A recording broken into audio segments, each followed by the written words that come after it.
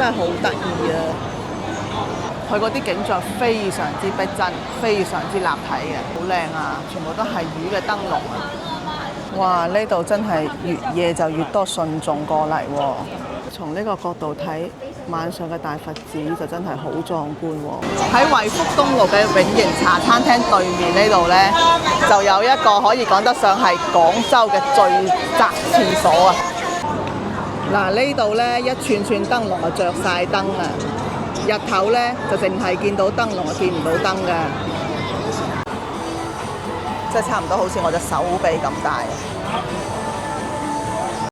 即係小鳳餅就係脆嘅雞仔餅。可以講得上係脆嘅雞仔。咁點解佢會比嗰種要貴嘅？豬腳薑啊，20蚊一碗；生炒糯米飯又係20蚊一碗。嗱，惠福路口呢度咧，常年都係呢間手工串串。佢呢度嘅乳鴿啊，非常之出名㗎。各位觀眾大家好啊！今日我同黃生嚟到北京路呢度。咁北京路呢，晚上同早上係有好大區別㗎，因為呢度晚上全部都會亮燈，夜景非常之靚㗎。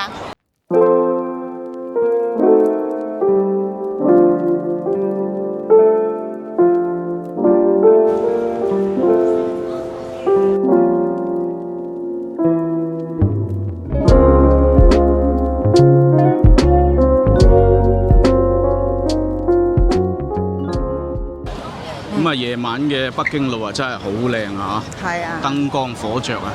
咁大家嚟到廣州嘅話咧，除咗日頭去飲茶啊、逛街啊、食飯嘅話，其實夜晚咧嚟北京路咧都係非常之好嘅。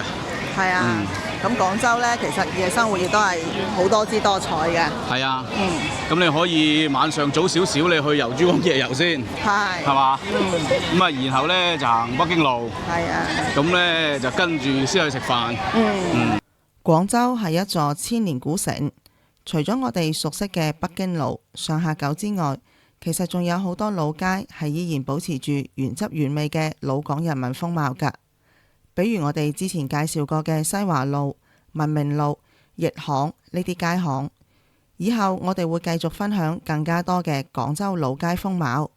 喺頻道裏邊，我哋仲專門創建咗一個廣州寶藏老街嘅播放列表，而且仲會持續更新㗎。歡迎大家關注同埋訂閱我哋嘅頻道啦。呢度有間專賣潮玩手辦嘅 Top Toy 喎，咁旁邊呢就係名創優品啦。呢度係一棟騎樓嘅建築物嚟嘅喎，咁而家呢，佢個窗戶呢已經全部變晒一啲動漫嘅景象啦。上面有零食賣。你睇下，全部都好得意嘅卡通人物嚟嘅喎。咁其實呢，呢啲咁樣嘅景象呢，早上係完全睇唔到嘅，只有晚上過嚟先可以睇到㗎。所以呢度呢，吸引咗好多年輕人過嚟㗎。亦都有好多人咧專門過嚟打卡影相嘅喎。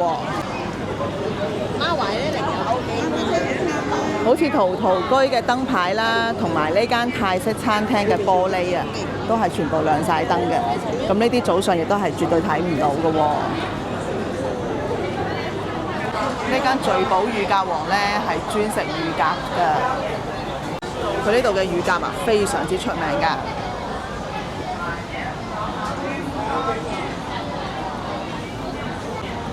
而家係飯點時間啦，咁已經非常之多人喺度等位咯喎。咁其實咧呢度啊都未算多人啊，一陣間惠福東路嗰邊仲更加多人啊。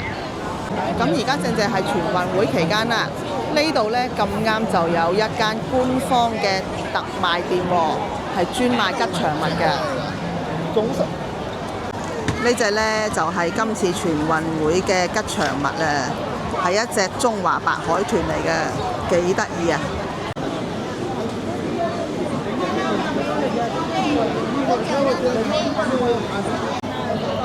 一到晚上，呢度每一個角落都會亮晒燈㗎，連呢啲騎樓商鋪都唔例外喎。大家睇下，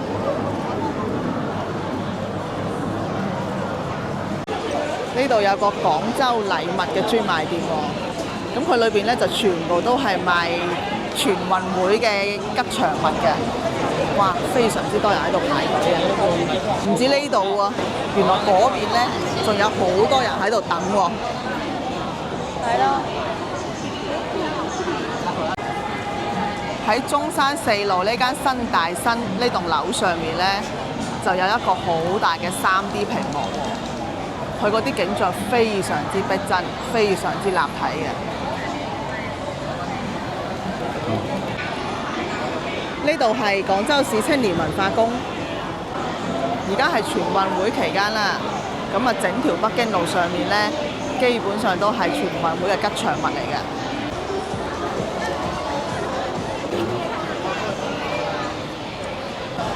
喺繁華嘅北京路中間呢，就有一條書院街喎。佢呢度呢，裏邊全部都係賣一啲小飾物嘅。哇！嗰個門口好靚啊，全部都係魚嘅燈籠啊。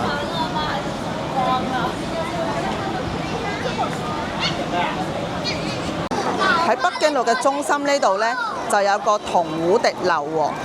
咁呢度呢，由上到下係由4個壺組成嘅。咁佢呢，可以通過呢個標尺啊，就可以知道時間啦。咁原來咧呢個係以前古代嘅一個計時器嚟嘅。你睇下呢度上面啊，仲寫住時辰㗎。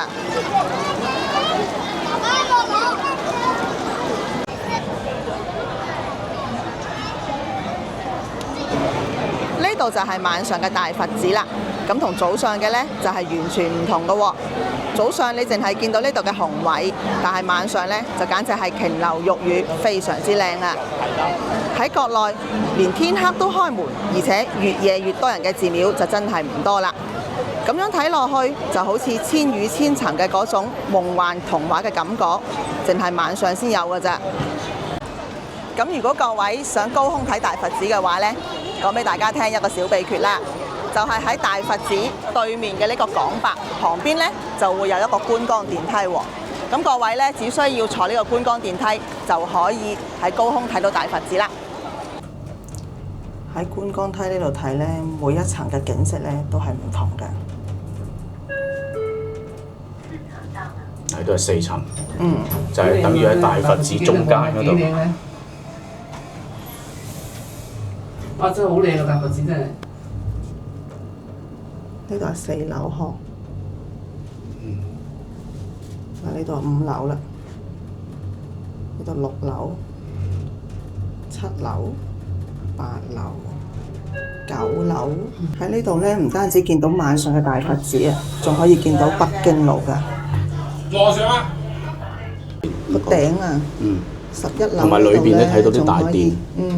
11樓呢度仲可以見到大佛寺嘅頂。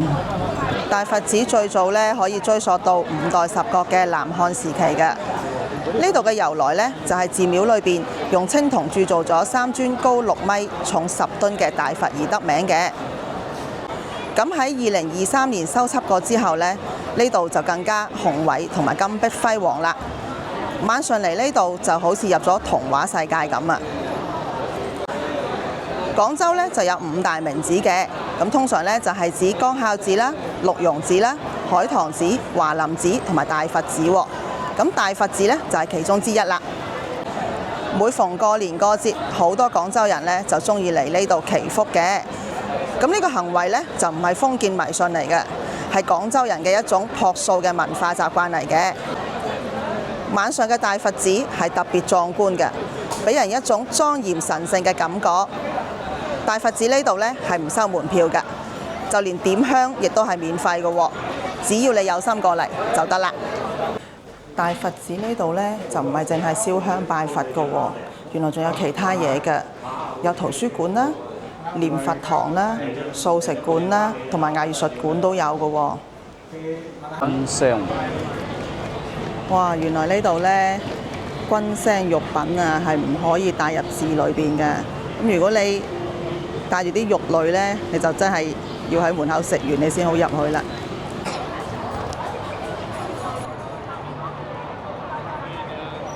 喺北京路上面呢，有2條路係最旺嘅喎。咁一條呢，就係啱啱我哋行嘅有大佛寺嘅西湖路啦。咁另一條呢，就係呢條惠福美食花街啦。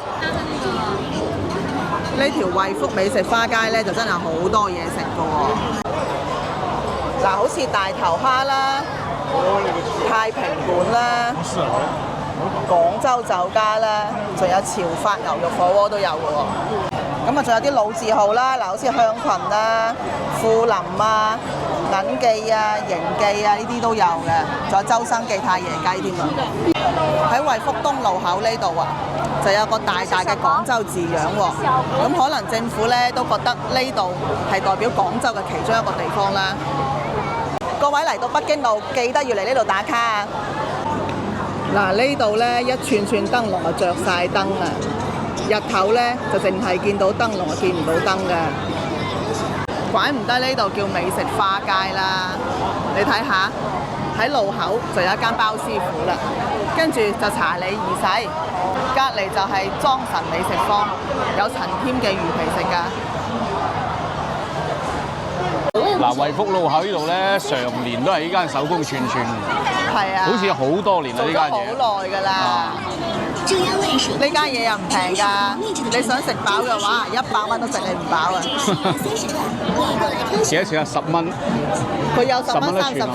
10蚊30串係咩嚟㗎？佢係嗰啲好細粒嘅嗰啲肉啊，10蚊30串。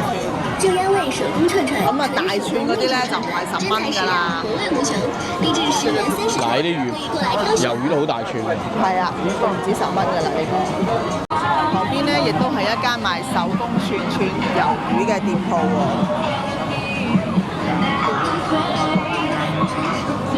咁我咧就睇到佢咧就現場係喺度煎俾你。呢度啲魷魚咧好大串嘅喎，咁全部咧都係現烤現賣，睇落去非常之吸引。仲有原隻魷魚嘅喎。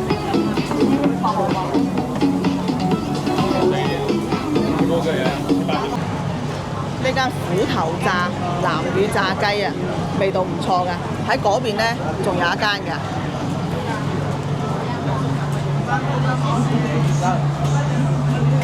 佢嘅價錢都唔係好貴嘅啫喎。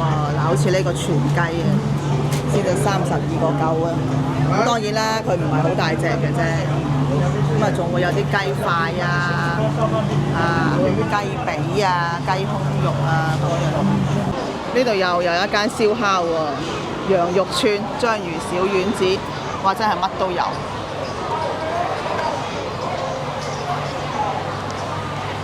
哦，一粒粒咁啊整落去啊！嗯，裏邊有粒章魚啊嘛。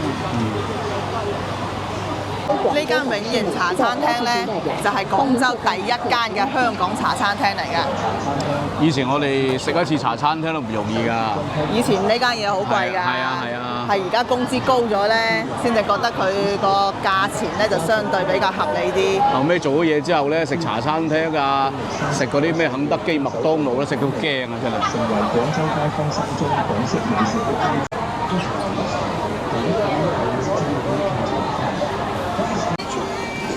喺惠福東路嘅永賢茶餐廳對面呢度咧，就有一個可以講得上係廣州嘅最窄廁所啊！淨係得一個人嘅位嘅啫，一條巷仔嘅啫。嗱，你睇夠一個人嘅咋，有出啊冇入，有入冇出。呢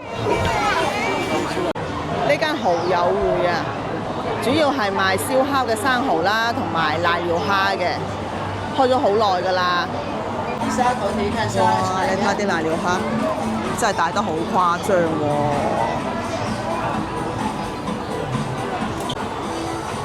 即係差唔多好似我隻手臂咁大。你睇下嗰隻瀨尿蝦，個餡都裝唔落啊！你就知佢有幾大隻啦。呢間犀利啦，成珠樓小鳳餅嘅門市部啊！佢啲餅唔平㗎，南乳雞仔餅36蚊一斤，小鳳餅係更加犀利啊，48蚊半斤啊！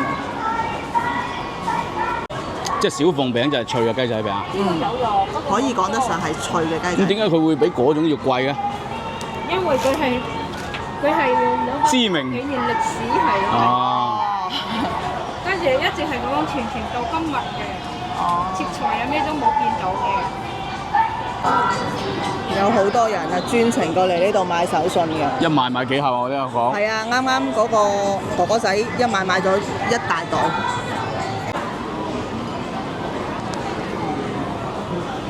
咁呢度呢，除咗大鋪頭之外呢，仲有啲街坊小店喎。嗱，好似呢間肥媽豬腳薑啊，犀利啦，開咗好耐㗎啦。除咗豬腳薑之外呢，就仲有糯米飯嘅。要唔要啊？好食㗎，你睇下細路仔食到糯米飯好正啊！幾錢啊？20，真係好正啊！正到不了啊！阿僆仔食嘅一生炒㗎。啊，生炒糯米飯喎，好似都幾多料㗎喎。豬腳薑啊，20蚊一碗。生炒糯米飯又係20蚊一碗。個細路一食到嗒嗒聲啊！生炒禾飯。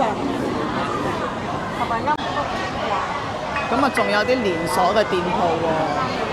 嗱，好似呢個明記甜品啦，雖然係差唔多9點鐘啦，但係咧裏邊仲好多人啊。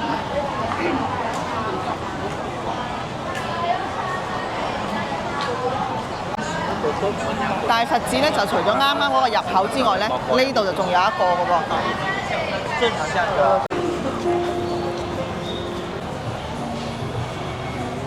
呢度都有一間芝麻糊世家喎，好似好多地方都有佢嘅，嗰個西華路啊、沙苑啊都有。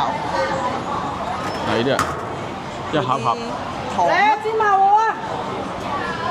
花生糖、芝麻糖，嗰啲芝麻糊粉啊，翻去自己煮就得㗎啦。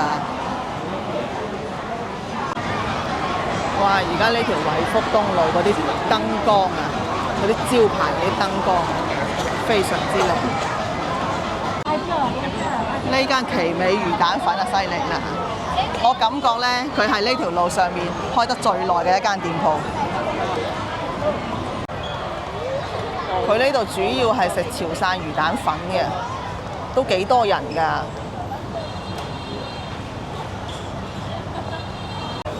嗱，呢間大頭蝦啊犀利啦，可以講得上係呢條路上面嘅排隊王啊！咁佢咧喺呢條路上面咧就有2間店嘅，咁一間咧就喺呢度啊，咁另一間咧就喺對面嘅光明廣場裏邊喎。咁我哋基本上咧就好中意去光明廣場嗰間嘅，因為咧喺呢間店咧排隊就要喺戶外排隊，咁啊熱天咧就熱死人，凍天咧就凍死人啊！咁我哋今晚咧都係計劃去大頭蝦食飯嘅。咁但係咧，我哋就唔喺呢間食啦，我哋就喺對面光明廣場嗰間，因為阿仔咧就已經喺嗰邊攞咗位等住我哋啦。呢間文通冰室咧就好多後生仔女又中意過嚟食嘅。佢咧就有啲飯啦、扒類啦，咁啊有啲飲品啊，仲有啲流奶華啊呢啲點心嘅，仲有啲小食嘅。呢邊咧就以一啲奶茶店為主啦，咁啊呢個天氣啊，間間都要排長龍啦。呢度仲有間人信老鋪喎，似乎人流比啱啱嗰間明記甜品仲要犀利啊！專門食順德甜品㗎，如果大家中意食甜品嘅話咧，就可以過嚟呢度試下啦。各位中意食啫煲嘅話呢，就可以過嚟人信老鋪旁邊嘅呢間啫神啦。呢度都係米其林餐廳嚟嘅喎。今日北京路嘅分享就要結束啦。喺結束之前，我哋再一次欣賞下北京路嘅夜景啦。